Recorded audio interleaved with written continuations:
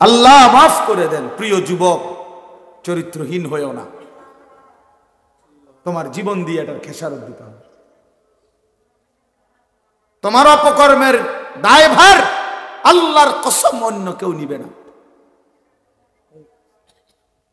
তোমার লাম্পট্য, তোমার অসভ্যতা, তোমার অসভ্যতার দায়ভার কেউ নিবে না, তোমাকেই শোধ দিতে হবে।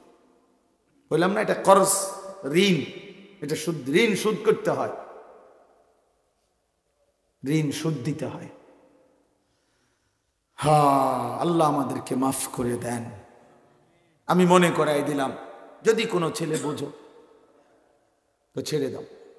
এক পবিত্র নারীর জন্য অপেক্ষা করো, এক হালাল স্ত্রীর জন্য অপেক্ষা করো।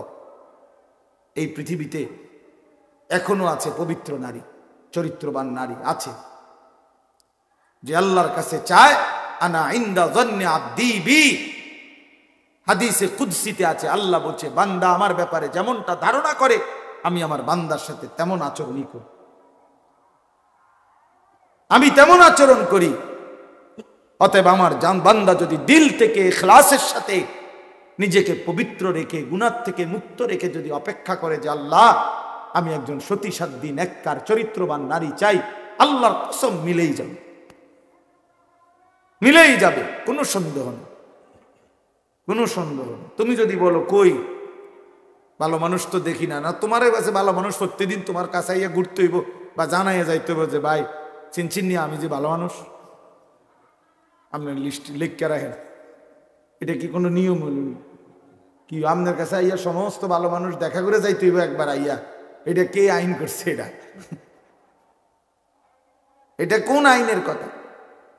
অনেক মানুষ দেখেন না, চা দোকানে বৈশা বিড়ি খাইতে খাইতে করতে ভালো মানুষ আসেনি অনকেন না, করতে পার ভালো মানুষ তো একমাত্র আমনে চাচা, পৃথিবীর শেষ ভালো মানুষ তো আমনে।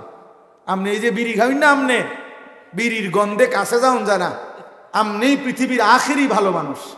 কোনো কারণে যদি আমনে মারা যান তো পৃথিবী শেষ না, এরপরে আর করতে খাইব, উনি তো টোয়াই পায় না।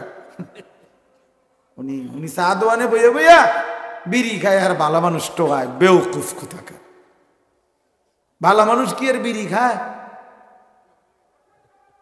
ভালো মানুষ কি আর চা দোয়ানে বেড়ি চায়, টেলিভিশন দেখে?